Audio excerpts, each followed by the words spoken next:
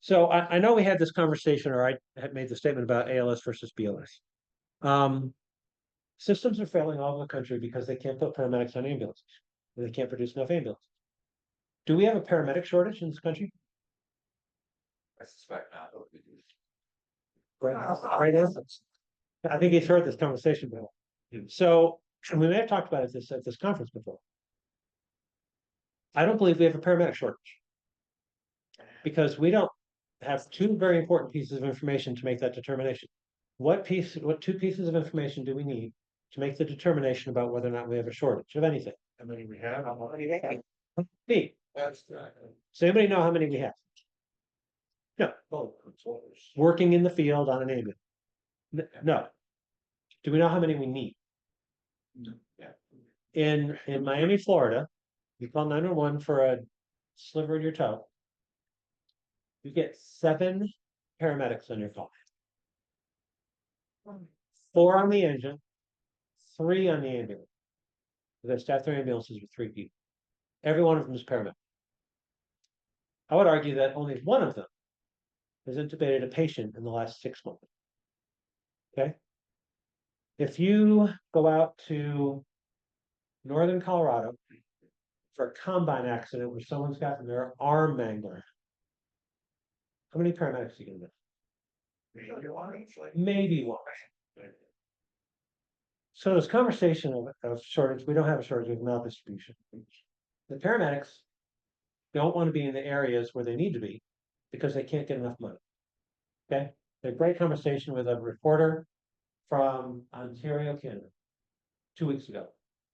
And he called because the province wants to have a goal of having a paramedic on every call in the province within 10 minutes with 90% reliability. And the reporter said, 3/4 of our province has like no people. We have more caribou, we have people, and there's no way that we can get enough paramedics to give a 10-minute response time in northwestern province. I said, well, I think you're wrong. You absolutely can get a paramedic response time of 10 minutes, 90% reliability across the entire province. What's the budget for your EMS system right now in the province? He said, well, it's 190 million. I said, great. For $400 million, you can get a paramedic in every call in the province within 10 minutes. Because you got to pay him $250,000 a year. And they'll come. Trust me. What can you afford versus what do you want? If you want that goal, fine. It's a wonderful goal to have. Just know that your per household EMS pack, it's going to be $1,800. And that's fine. If you're willing to fund that, do it. Now there'll be shitty paramedics because they'll hardly ever use their skill. But we can figure out how to address it.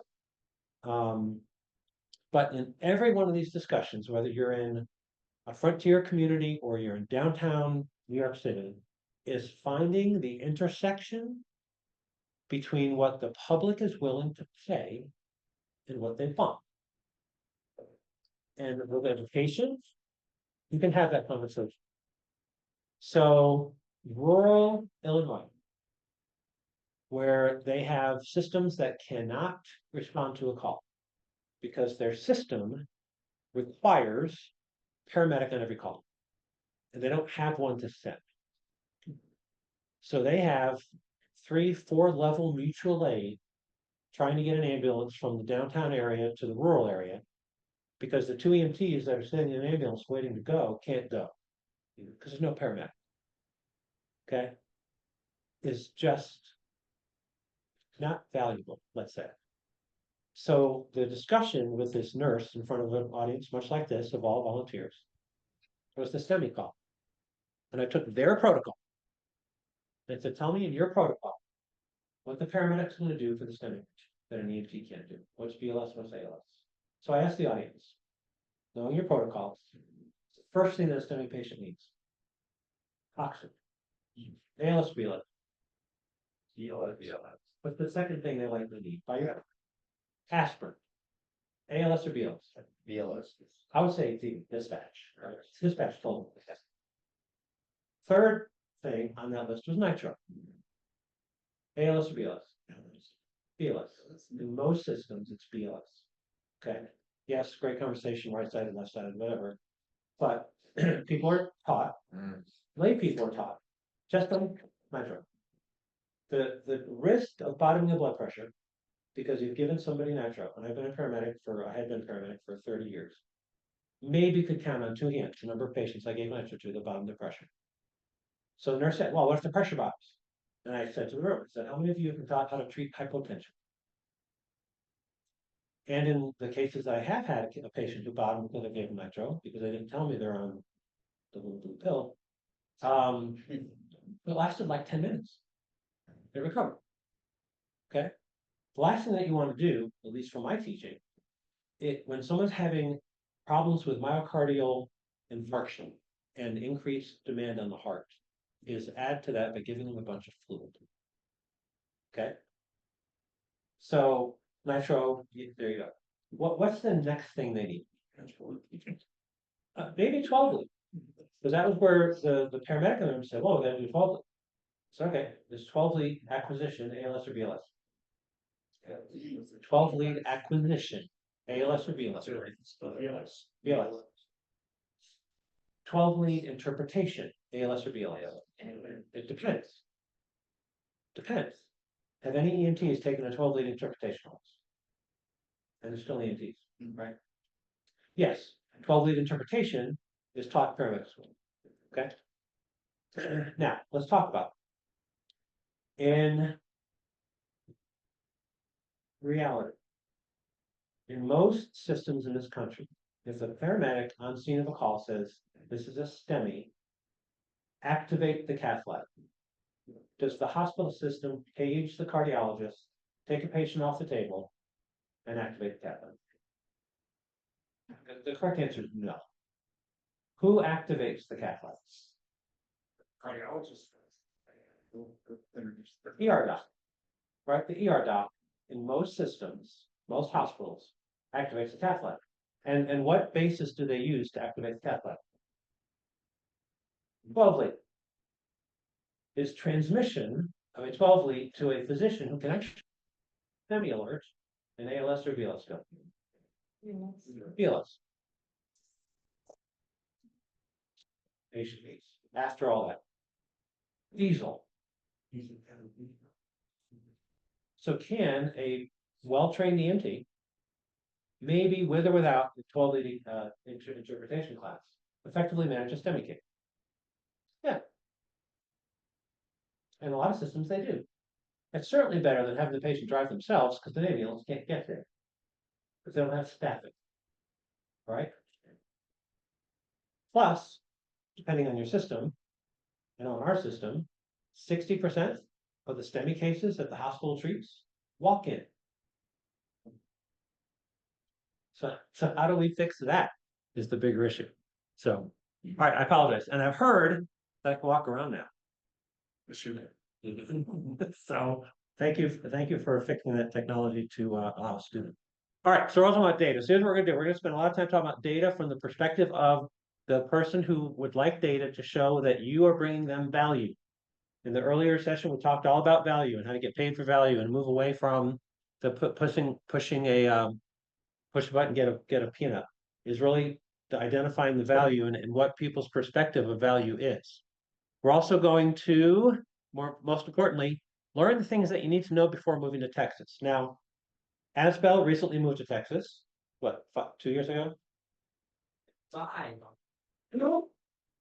5 years ago. Well, it's because he spent so much time there, which let's assume that he lived in Texas. But like probably you guys, we are getting an influx of people moving into Texas, certainly since the pandemic, but just in general. And most of them are coming from the left coast. And it's really become a significant issue. So we try as much as we can to let people know that there are certain things that they need to know before moving to Texas so they're not surprised. Get used to the phrase, it's not the heat, it's the humidity. And the collateral phrase, you call this hot, wait till August. Don't tell us how you did it there, nobody cares. If you think it's too hot, don't worry, it will cool down in February. We have 4 seasons in Texas. Early summer, summer, late summer, and February. Because February is when we have ice storms, we have all sorts of crazy things that happened during that time frame. A Mercedes-Benz is not a status symbol, a Super Duty pickup is. All right, we talked about this earlier, but we have to really have this mindset that we need to prove our value. If we're going to do the things that you heard Aswell talk about in the last session and prove that we can bring more value than just getting paid per mile, we have to understand the value proposition of the person who's writing that check. And we did some of this already. So here are some of the patients, the people that we need to prove our value to. Patients or potential patients, because they pay our bill, right? Well, sort of, at least portions of it. Third-party payers, Medicare, Medicaid, commercial insurers, we need to show them more value or show them the value of why they're paying us, not just because it's the law. Hospitals and facilities, they need to understand the value or that we need to prove our value to them and we'll start using somebody else. The taxpayers, absolutely. So how are we proving the value to those because they're payers into the system because they pay taxes? And then last and probably most importantly, our employees. Because we don't want people to leave. We want them to think that working for us is valuable to them. So we're going to identify and talk about each one of these sort of as we go through. So here's some examples, the Texas Association of Health Plans, hospitals, and all the folks that we need to prove value to. So what does the patient perceive as valuable? An easy call thing. There's a dichotomy here. If you're a really good, well-functioning EMS system, you typically do something called call triage, meaning that you don't need to send the cavalry to every call, and you want to triage the calls that need the cavalry and those that maybe just need a sniper, right? Using good Texas terms here. And determining first responders, no first responders, ALS or BLS, 8 minutes, 12 minutes, 60 minutes, in some systems, 90 minutes. Here in Colorado Springs, hey, we're going to send a fly car only, and if the patient's worthy of an ambulance, we're going to go. To make those determinations, you need to gather some information. Many patients don't like answering a bunch of questions when they call 911. So having the ability to elicit the information that you need from the caller in a way that the caller is happy with is important. When we do patient experience surveys, one of the things that we hear often is the dispatcher asks too many questions. So having folks being able to do it in a nice way, explain why they're asking the questions will help that to a great extent. Does the patient really perceive value based on clinical competence? Do they even know how clinically competent your providers are? When you get a complaint from a patient, does the complaint start something like this? You know, Kim came out to my house yesterday. My mom was having chest pain. They put the 12 lead on her. And he figured out, or he looked at the 12 lead and said that she was in a second-degree heart block. I'm not sure that was correct. I'm pretty sure that she was in complete heart block. And as a result, he administered atropine. And I've read the recent studies, and atropine is actually contraindicated. Is that how the complaints come in? Yeah. No. Why? Patients don't know. They assume that if we're in their house with a fancy vehicle with a whole bunch of insignia on it and in uniform, that someone has credentialed them to be there. And they've passed some muster to do that. The patient cares more about how nice we are to them. We've had cases where, and I've taken these cases where patients call a family member call, and they are totally pissed off about the crew, the fire department. Just 6 ways to Sunday, they just have every complaint under the sun, starting with the taking process. But clinically, the call ran perfect. Absolutely perfect. Conversely, I've gotten calls of compliment where the family is like, oh my God, the crew was phenomenal. They did such a great job and they were blah, blah, blah, on and on and on. And you look at the call and they screwed this call clinically up 6 ways to Sunday. And the luckiest patient, the patient's lucky they didn't die. But the family and the patient thrilled because the crew was nice and communicative and kind. And that's really what a lot of that comes down to. So that's the value perception. Were they kind, considerate? Did they demonstrate concern? This is a biggie, especially today with the Gen Z folks. They have a really hard time demonstrating any type of concern or empathy. They've grown up playing, video games and there's no emotion and that's something that we really need to focus on as we go through. their perception of the billing process. Did the billing process, was it patient-centric? Was it helpful? Was it something that we didn't just automatically send one bill and we didn't get paid to send them a collection notice? Did the billing staff work with them? So those are the types of things that they want. And how are you assessing that? How many people in your systems in the room are doing patient experience service? Raise your hand. 3. The patient's perspective on their value of your service is hugely important. But yet, if I were to ask you, how do patients feel about your service? What would you say? Well, we only get like 3 complaints a week, so, they must think it's okay. Wrong.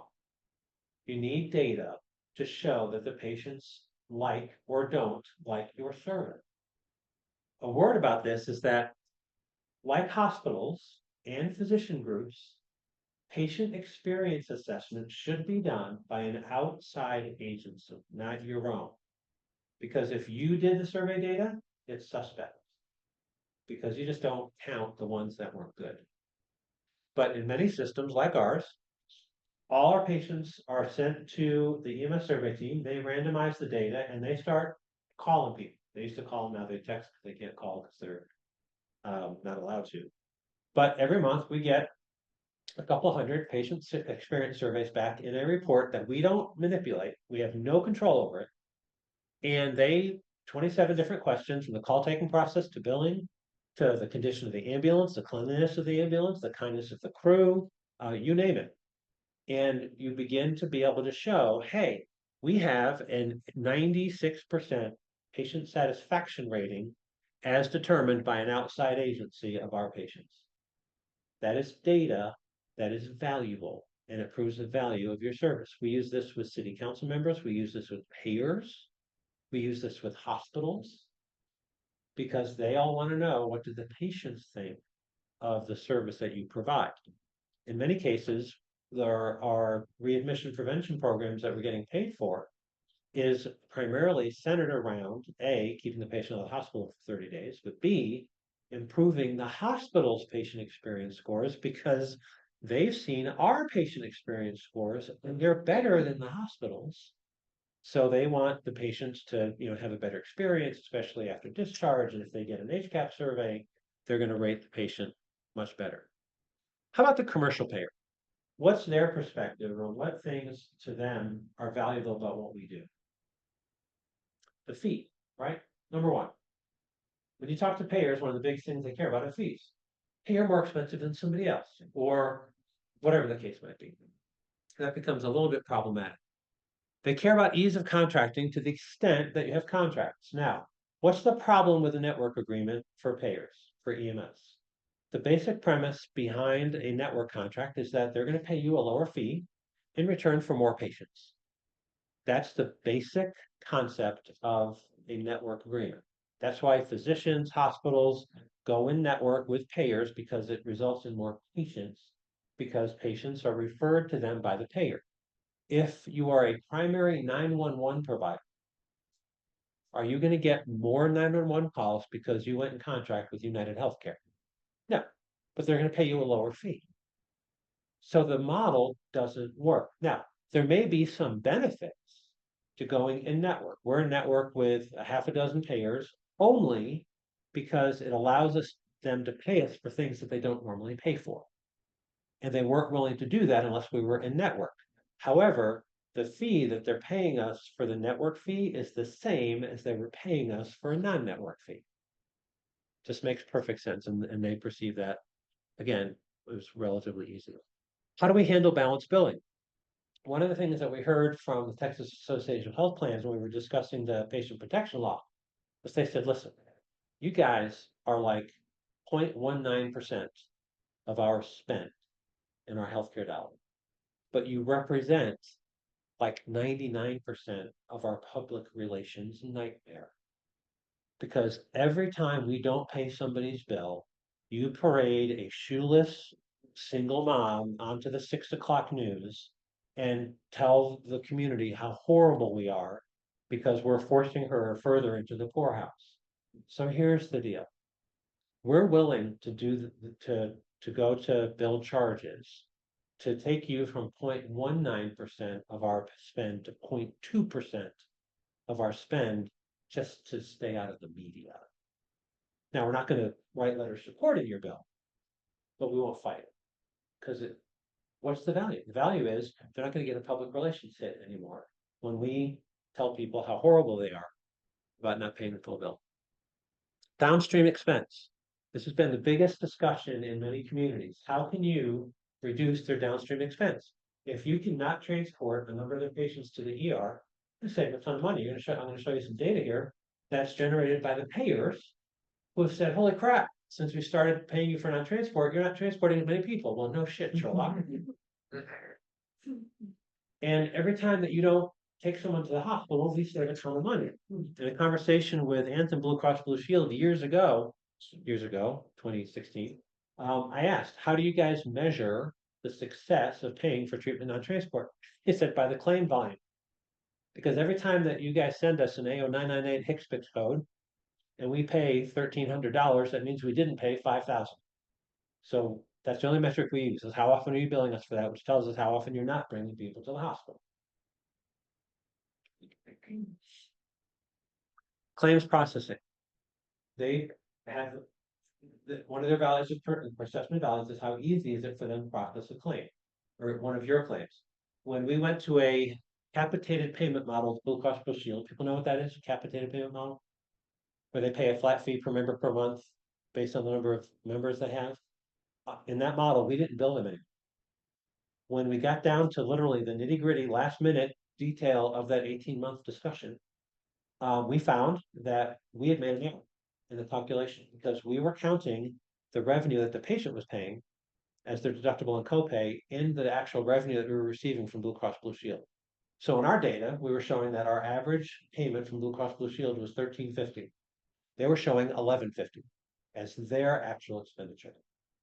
Well, we figured out that $200 was the average difference in copay and deductible. So we said, okay, no problem. We got to make up that $200 difference. So we can either send you claims and you send us EOBs so we know what to bill the patient for their deductible or coinsurance for that service, or we can just add 11 cents to the capitated fee and not bill you. And without batting an eyelash, they said, yeah, just add the 11 cents. Because they don't want to process claims. Because it saves them money. Make sense? And lastly, and really lastly, the member experience. So when we get our patient experience surveys, we actually get payer data in a raw data form. So we know which surveys came back from which payer. And we send the payers their version from their members of the patient experience survey.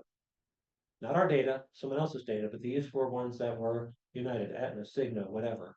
And we send them a copy of their report. And it might be 10, 20, 30 patients, but over time they see pretty consistently, hey, 90, 100, 90, 94, 96, 92% patient experience. They like that because they want their members happy, so they stay with them as an insurance company. So this was one of the pieces of information that we gave to our third-party payers, our commercial insurers, to show them that, hey, MedStar is the best deal in town based on the state Medicaid claims cost reporting.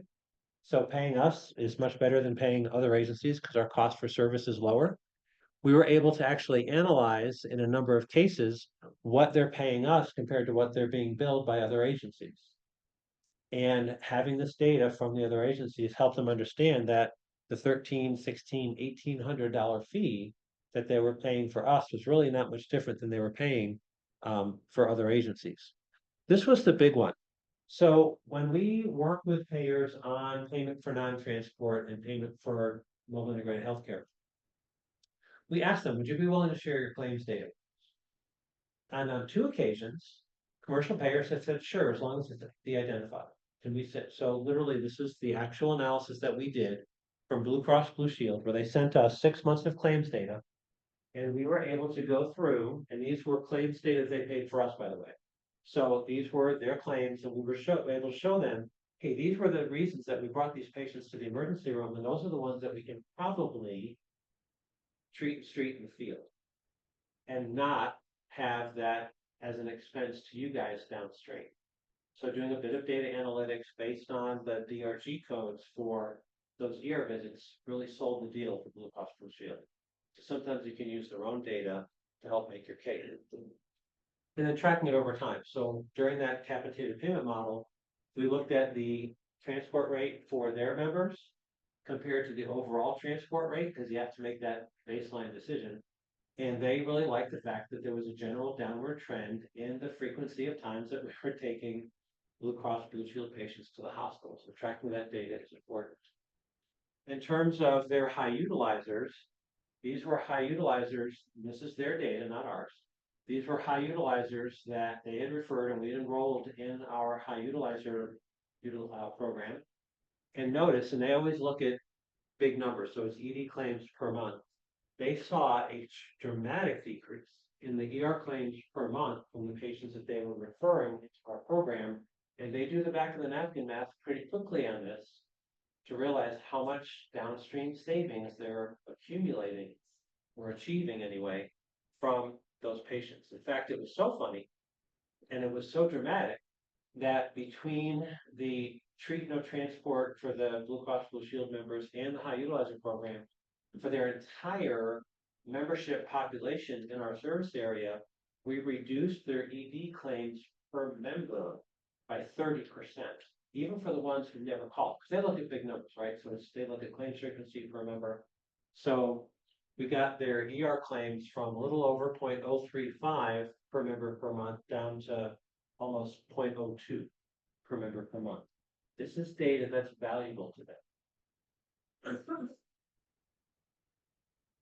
This is a report from Molina. So Molina pays us for non-transport. They pay us for high utilizer patients into our mobile integrated healthcare program. And you'll note this is their data. Okay, our data on the right, their data on the left. They track ER utilization, inpatient admissions, everything.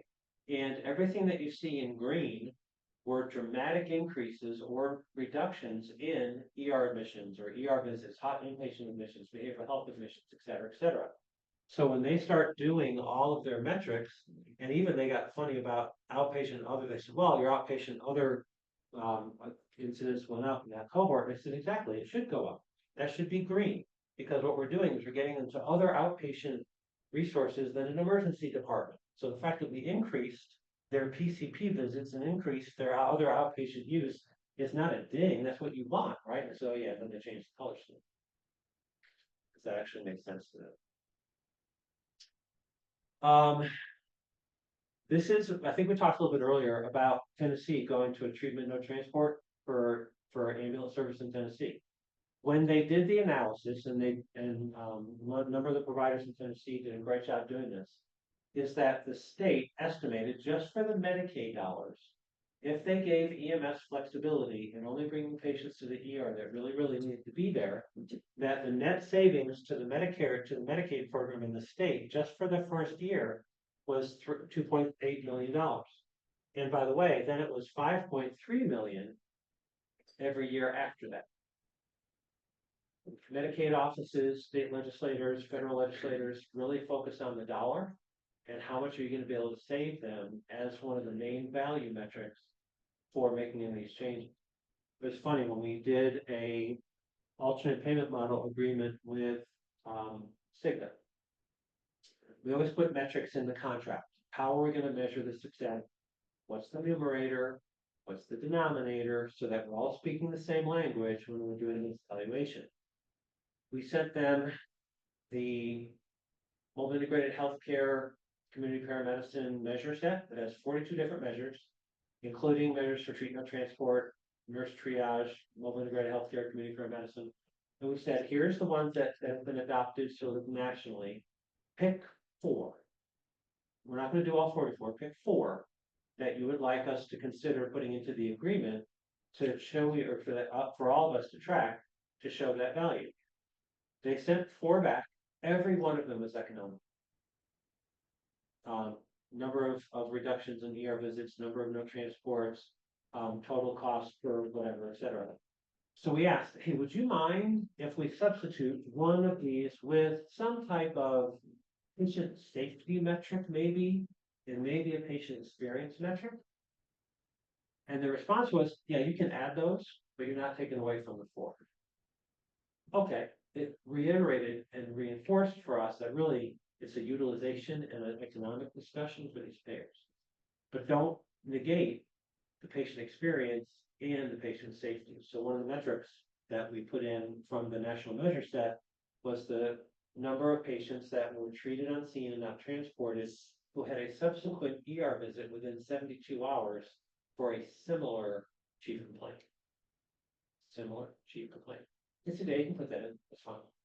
Okay, that's an important patient safety measure. So we got to consider that as you go. Yes, sir. I did allow you to walk Oh, around. sorry. Could you at least be close to the owl?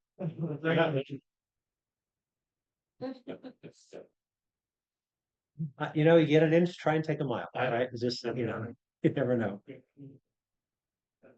We showed this before, but this was an analysis that was done based on the Medicare waiver for treatment in lieu of transport during the pandemic. So in the beginning, Medicare wasn't willing to give us the ET3 data, give the industry the ET3 data. They weren't even willing to give Congress the ET3 data. So we used the data that they did give us from the number of claims that were paid for treat no transport during the pandemic waiver, et cetera, did some brief extrapolation. One of the reasons why Ways and Means and Finance and a bunch of the folks in Congress are interested in moving payment for treatment on transport through the mix is because of the potential cost savings downstream. This very closely replicates what a RAND study did back in 2013 that looked at Medicare claims data for ambulance and ER visits and looked at treated and treated ER visits, low acuity cases, and said, you know, easily 14 to 18% of the patients that EMS is bringing to the ER, the Medicare patients that EMS is bringing to the ER don't need to be there. They could be effectively treated somewhere else. And if you allowed flexibility in payment, you would save the Medicare program $560 million a year without even breathing on it. And that was back in 2013. So we're seeing that sort of play out a little bit. So again, data is important. Things you need to know before moving to Texas. Save all bacon grease. You'll be instructed how to use it later. What? What are you laughing about? If you do run your car into a ditch, don't panic. 4 men in the cab of a 4-wheel drive with a 12-pack of beer and a tow chain will be along shortly. Don't try to help them. Just stay out of their way. This is what they live for. Remember, y'all is singular. All y'all is plural. All y'alls is the plural possessive. Okay, words matter. Because if you say it wrong, they're going to know that you're not from here. And that's going to be an issue. So what does the hospital perceive our value? What's their perspective on our value? Be real. Get them here to bring it out quicker. You bring in patients. And you take patients away. And you take patients away in a timely fashion, right? We want patients out, we want them out, but we want as many patients as possible. So that's why they spend a whole bunch of money on EMS break rooms and CE offerings and all that kind of stuff, because they want EMS to bring them more patients, especially if you're in a competitive hospital environment. They do all sorts of things to recognize great EMS crews that bring patients to them all the time. If they're paying for service, they want to pay as little as possible. In some cases, for many communities, if you transport a patient from a hospital, or the patient doesn't pay, the hospital typically then pays for that. Depends on the market. In our system, the hospitals were almost always a payer of last resort. So if we spent 90, 120 days trying to collect for a call that we did from the hospital, and we couldn't get a third party to pay for that, we couldn't get the patient to pay for it, then we bill the hospital and they pay for it. Billed charges. Okay. We'll talk more about that in a minute. So that could be because the patient didn't have insurance, could be because the hospital did something wrong because they didn't get prior authorization. The request didn't meet medical necessity, and the hospital staff sort of knew that, they just wanted the patient out. So that helped align some of those incentives. So you'll see how we provide some of that feedback as we go. They want ease of scheduling, and this is what goes hand in hand. So when they call for a transfer, they want it to be simple. When they click the button in Epic that says this patient needs an ambulance, even better that it pre-populates our CAD so that nobody has to call. It just automatically schedules the ambulance transport for 2 o'clock today. Thank you very much. And we'll hopefully see you at 1:55 for this 2 o'clock call. So they want that ease of scheduling. The yin and the yang here is the ease of scheduling sometimes directly conflicts with things like medical necessity and documentation and them not having to pay. So you have to find that happy ground in the middle to show that you're being valuable to those folks. We talked about timeliness, patient experience. So we give the hospitals our patient experience scores.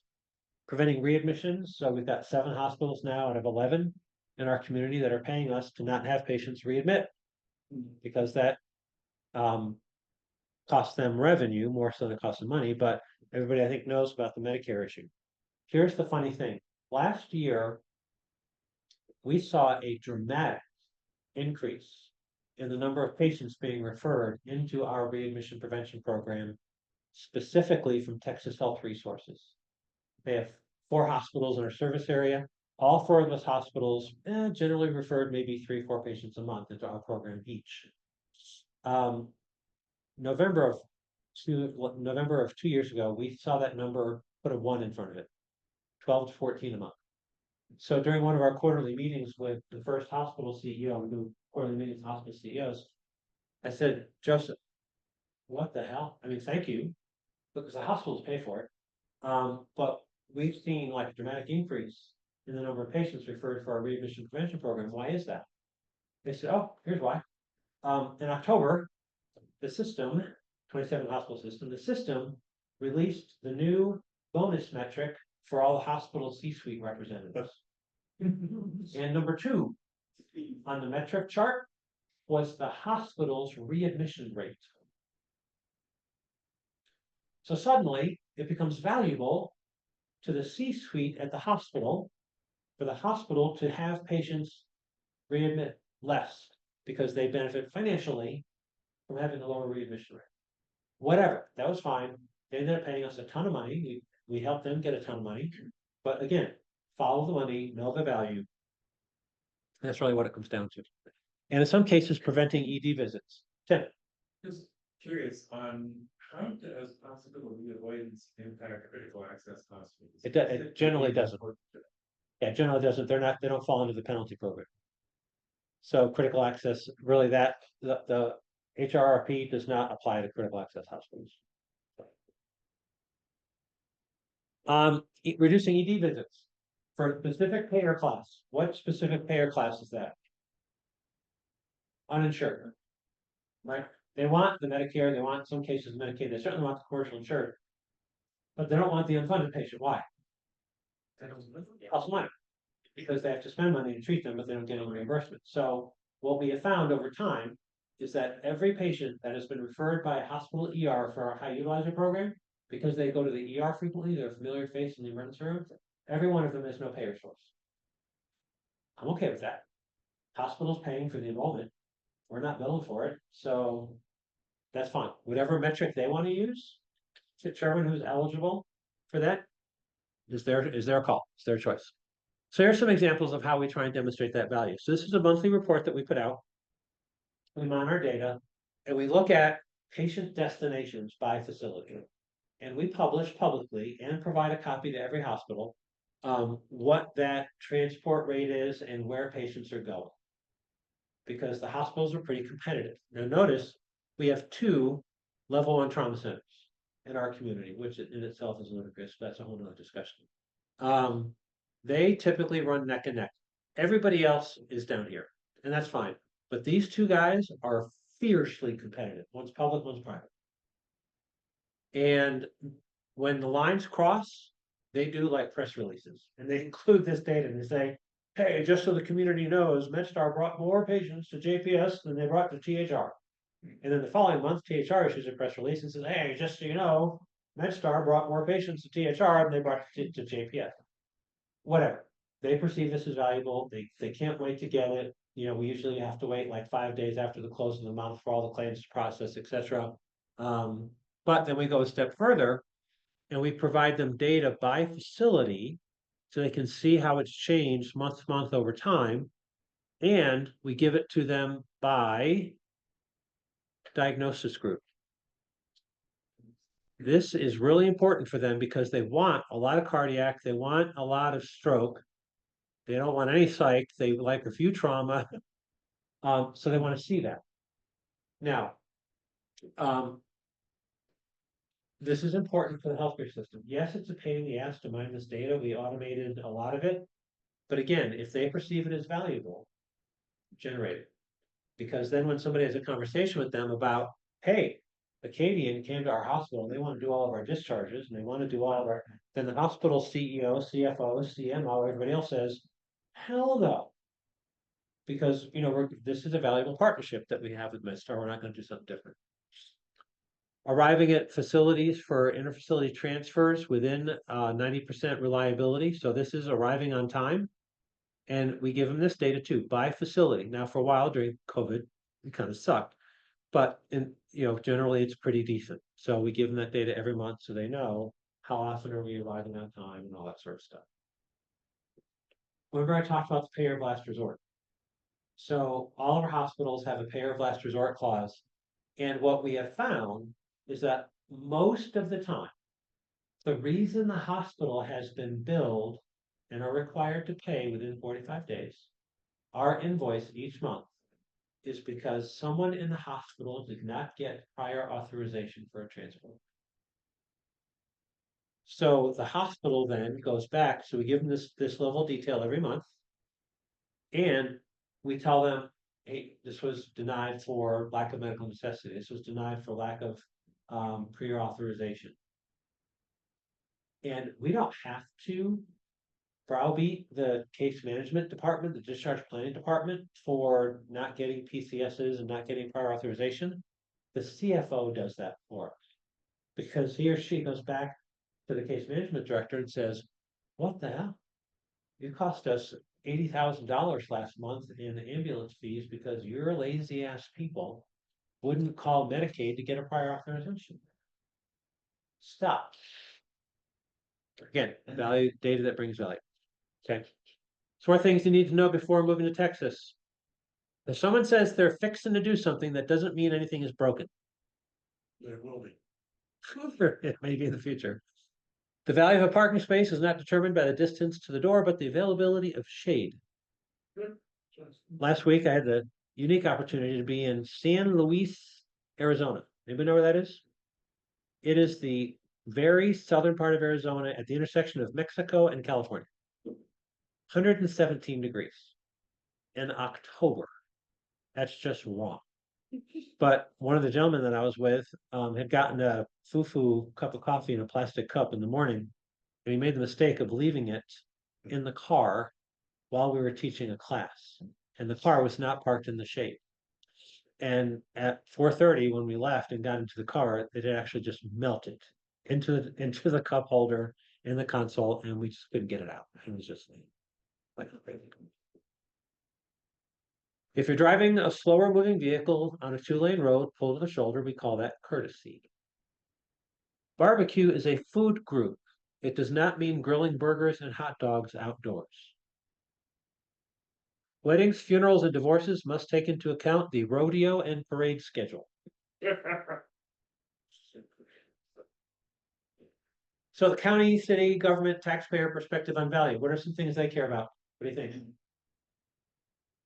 How many votes is it gonna cost? Well, you went right there, didn't you? Yep. What are some other things that they like? Is it gonna raise tax?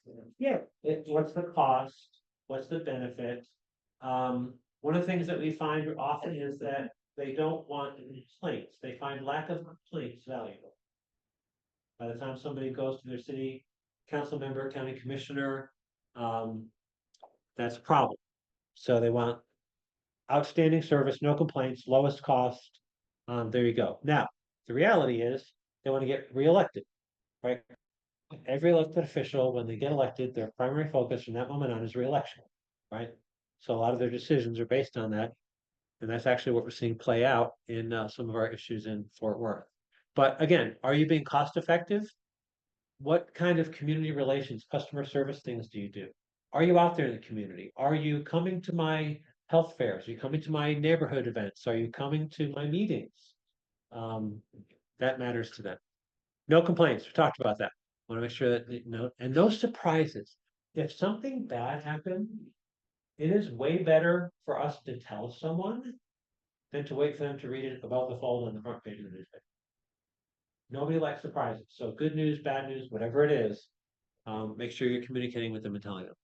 So we would do this regularly every year when the state would do their cost reporting and we'd get the data back from the cost report organization. We would send this to our elected officials and to our appointed officials and to the community. Says, yep, we are the lowest cost, not fee, lowest cost provider, lowest cost public provider, more specifically in the state, and use that regularly and say, if you're going to change, just know that we are the lowest cost provider in the state. You're getting a pretty good bang for the buck. And by the way, we're not getting any tax dollars until now.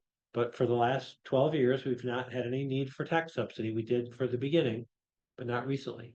And are we doing fun community things? So safety clowns, media releases, safety messages, hot weather, cold weather, Halloween. One of the great things that we do every year, we're getting ready to do it now, is a whole Halloween thing where we take dying children by stretcher trick-or-treating in a special neighborhood. We've taken kids on ventilators, we've taken kids on, IV pumps and their families out trick-or-treating with the ambulance decorated, the crews decorated, the families all come, the family all ride in the ambulance. And the media covers it every year. It's like the most heartwarming story ever. We've been doing it for 12 years. We've taken 31 families trick-or-treating. 30 have had that child die within the year after trick-or-treating. That's part of the deal. I mean, but we want to give the family those memories, those pictures, and still to this day, and it still happens, and I cry every time. One of the very first kids that we took, family was amazing. She was gonna die soon, but every time we put out the release that says, hey, we're looking for nominations for the program this year, I get a text from Kennedy's mother, says, you still have no idea how much that meant to us. We've got a framed portrait of her in costume, with your folks, with the family, because that was the last thing that she was able to do before 2 weeks later she died. So those kind of things, are you doing it? It makes sense. Are you publishing patient comments to the public? When you get surveys back, or when somebody calls and says, hey, and I can't imagine this would ever happen, but somebody calls and says, hey, Tim Deems was on my call yesterday and he was phenomenal and did all this great stuff. And are you telling people? Don't keep that to yourself. Tell the crew member, tell the public. We put this right on our website. So when we get unsolicited feedback from crews, the crews love to see it. It gets included in their, we'll talk more about the employees in a minute. But these are data points that people perceive as valuable and that you can use to show that you're providing good service and that your people are happy. This is a great example. So several years ago, I was at a city council meeting in Fort Worth, and right before the meeting, one of the city council members came up to me, who I know well, Kelly Allen Gray, and she says, hey, Matt, can I talk to you about one of your crews? What was my first reaction? Oh, that's good. That's terrible, isn't it? That's the first reaction. I said, sure, Kelly. And she said, let's step into the conference room. And now I'm thinking, okay, this is really bad. This is a conference room discussion. So she brings me to the conference room and she says, I just want to let you know, my uncle died last night at home. And they called me. It was like 2 a.m. And when I got to the house, your crew was still there. And when I walked in, I could not believe what I saw. Now what am I thinking? Tubes everywhere, blood on the floor, just a complete rags. The crew's in the house smoking. And she said, when I walked into the room, my uncle, obviously they had stopped resuscitation attempts, and my uncle was in the middle of the floor, and your folks had put a blanket over him, and was with my family around my uncle, and they were praying with my family over my uncle. And she started crying, telling the story. She said, I instantly broke into tears. I'm breaking the tears telling her the story. That is so kind. And your crew knew exactly what my family needed. They needed closure. They needed, because they were there when you stopped resuscitation. And I just wanted to tell you how amazing it was that your guys did that. what was my next reaction? But I said, Kelly, we don't get feedback like that a lot. And we certainly don't get a lot of feedback like that from a city council member. I'm gonna text our dispatch center and get the names of the crew that were on that call.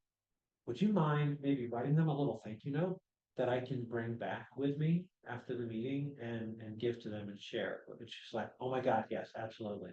So we did, and she handed me literally during the meeting, she left her seat, came over, and said, okay, here's the note. Please tell them how thankful we are for what they did, and so on and so forth. So, but we made sure the crew knew, we made sure that the organization knew. These are the things that matter. Taking that 10 minutes, that 15 minutes after a call to have that closure with the family. And up to and including, we spend a lot of time, and you should too, if you're gonna work a cardiac arrest in the field, involve the family. Certainly, if nothing else, as observers. We had a case several years ago of an 18-year-old that hung himself in his garage while his father was home watching television. Dad went out to the garage to bring out the garbage, saw his 18-year-old son hanging from the garage door, dead. And we were attempting to resuscitate this kid, although it was pretty obvious that he was dead. Our protocol is that we can terminate resuscitation efforts if everyone on scene is in agreement. Everyone on scene is in agreement. Fire crew, MedStar crew, family, PD, whoever's there, everybody has to agree that we should stop resuscitation. Well, the dad wasn't having it. Nope, got to do everything. And this kid, clearly dead. One of our supervisors was there, and he was also a mobile health care paramedic. He was doing a part-time supervisor shift. And he went back, talked to the dad for a few minutes, walked back into the garage with dad and said, hey, can we take the Lucas off? Dad wants to do chest compressions. So we took the Lucas device off. Dad started doing chest compressions on his son for about a minute. And then as soon as he had done about a minute of chest compressions, he stopped, looked up and said, okay, we can stop there. Because what did that mobile healthcare paramedic who's been through motivational interviewing, who's been through all these different types of trainings, he understood that dad was just freaked out because he had failed his son. And he was going to do everything possible to try and save him. When he couldn't do it before, he needed to do it now, and convince the dad to do chest compressions on his son as a last-ditch effort to have the dad feel better that he tried to do everything he could for his son. And we were able to terminate resuscitative efforts. So look beyond that. So again, demonstrating value to taxpayers, tell people your stories, tell them what you do, tell them the amazing things that your crews do, because they don't hear that often. And it is not bad for you to push that information out in whatever way that you can. Okay, on your website, social media, newsletters, interviews on the local media, whatever. It's important. Some more things you need to know before moving to Texas. Everything is better with hot sauce or barbecue sauce. Probably true here as well. Do not honk your horn at us. It's obnoxious and we will sit there until we die. Done it. We pull over and stop for emergency vehicles to pass. And honestly, for the most part, that's true. I've seen that quite a bit since I've been in Texas. We pull over for funeral processions, turn our music off, and men remove hats or caps. Some people put their hands over their heart, put their hand over their heart.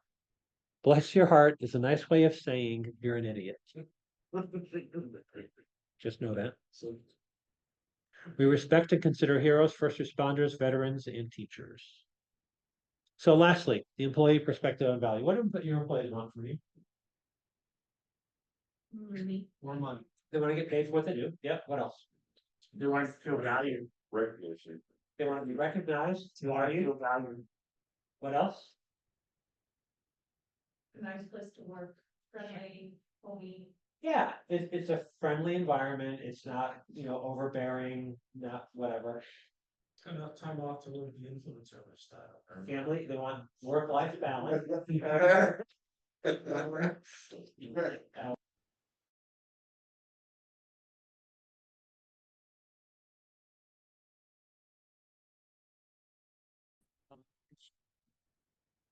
And they wanna, the other thing that I haven't heard mentioned is they wanna feel they've made a difference, either in somebody's life or in the organization. And then what we're hearing more and more often the last couple of years, they wanna have fun. They wanna have fun in the workplace because that they perceive as valuable. So fair compensation, make sure we cover it all. They want to be engaged in the decision process, part of that making a difference. They want to be recognized. They want some advancement. We didn't talk about that. So they want to be able to move up in the organization, either in or out of the organization. So we have a number of folks that, and you may too, that when they come to the organization and say, well, my eventual goal is I want to be a doctor. Okay, great. So let's for a couple of years, make you the best EMT, the best paramedic, the best advanced practice paramedic to get you ready for medical school. Or, my eventual goal is work in the fire department. Great, let's make you a more valuable hire for them by giving you exposure to their folks and doing a bunch of calls. If that's your goal, we want you to meet your goal. And if you're gonna be here for 2 years, great. Let's figure out how we can get you into your eventual, really what you want to do. So we track a lot of data about our employees. One of the things that we track is their patient experience scores. So when we get the patient experience survey, we get employee level detail as a report. So when over time, if we know that Tim has phenomenal patient experience scores, we recognize that he gets additional merit increasing, he gets promotional opportunities because patient experience scores are woven into promotion, pay, merit, all that sort of stuff. People have bad patient experience scores, also have unique opportunities. And those unique opportunities is that you get to work with Kim for 6 months. See, where he's going to teach you how to be nice to people. And I'm sorry that his schedule sucks, but we need to improve your patient experience scores, and he's going to teach you how to do that. So there's a incentive, disincentive for folks to be able to do that. Matt, Sir. do you have an opportunity for sister organizations or hospitals to evaluate your providers? Do not. We get feedback. We track it. Usually bad. 'Cause that's what comes It's a back. mix. It's kind of a mix because we've encouraged other agencies and hospitals to give us that feedback. We actually have a simple process for them to send a note to the management team, and it's called feedback@medstar911.org. And literally anybody, including first responders or hospital folk, can just send an email to that and tell us what they think. So you They- have, and they do- you have a program Yeah, available. but a simple one, just an email address. That's it. Great question. We also have a process where when we get feedback on someone, we put it into a electronic tracking system, so we can refer to it during evaluation times. But it also automatically notifies all the entire management team. So when we get a good phone call about Shirley, we just do a quick note to Shirley's file in the system. Shirley gets a copy, her partner gets a copy, and everyone on the management team and supervisor team gets a copy, telling us what somebody told us about Shirley. Now, if it's a negative comment, it doesn't go to everybody, but it is important. We also do a lot of silly things. So one of the silly things, a bunch, and I won't go into too much detail, but an internal social media presence. So we have an internal Facebook page that is only accessible by current employees. And we let them pretty much do whatever they want on their social media page. And it is hilarious. Normally we would not, if it were public facing, there are things that are said, pictures that are shown that we would not allow people to put on a public social media. But because we know it's only internal to our 400, 500 people, there's a lot of leeway there. And there's a lot of taking behind the woodshed and getting beat up because somebody will take a picture of the way a truck was left or something else that happened, and they'll put it right out there and say, hey, Shirley, thanks for leaving us the, old spaghetti in the bag in the back of the truck. And it's okay. And the only response that Shirley can make is, sorry, won't happen again. And it doesn't. We didn't get involved at all. This is a peer-to-peer, get your shit together, lost and found marketplace. Now there's a whole marketplace where people are buying, selling, swapping all sorts of different things, products. Careful there. Do you ever have issues with employees who don't get along, having a war on that Facebook page. Yes. And you know what we do about it? Nothing. They need to work it out. Now, we do have some guidelines about professional and foul language and all that sort of stuff, so we will take down some stuff if people get too crazy, and we'll have a conversation with the person who posted it. So by and large, the exchange is professional, mostly, but it's borderline. But we sort of let it go because honestly, we're a bunch of old white guys and girls. They are Gen Zs and Gen Xs, and they communicate differently than we do. And we recognize that. So the beautiful thing is if somebody gets a little bit too far afield and they've gone a little over the edge, someone else in the workforce will call them on it and say, you know, that wasn't fair. That was a personal attack. That wasn't. So then everybody just kind of does kumbaya and move on.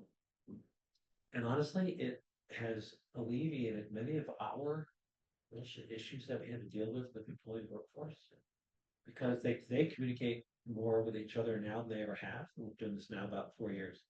But it's much better. And it's informal.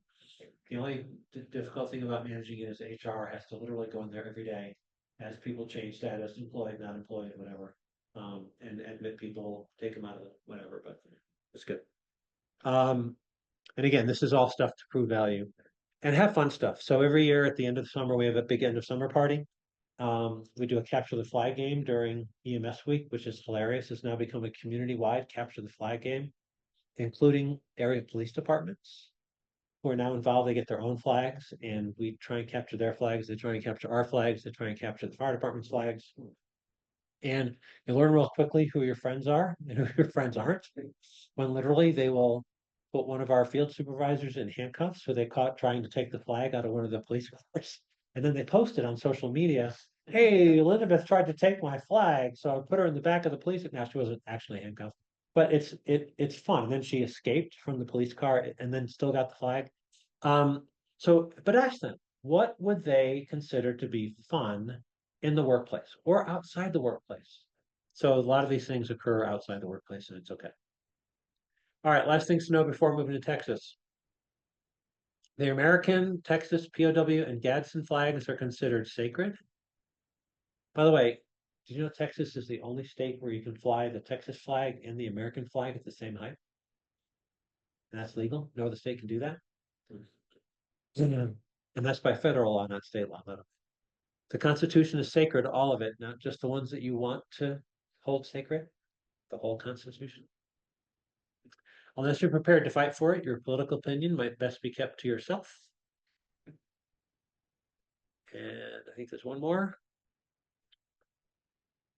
We're stuck. Oh, most of us carry firearms, yours truly included. All of us carry knives. God is sovereign and we pray, and that's how we feel about the rest of the country. So hopefully that was relatively helpful with data, the perspective of different people about value and how you can actually generate data that shows that. Questions?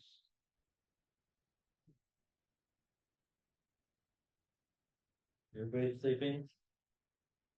It's getting close to lunchtime, right, Kim? So everybody's 3 minutes away. Yeah. You're timing things well. Everybody's hypoglycemic as they age. All right. Thank you guys. If you have any questions come up during lunch or whatever, I'm happy to answer.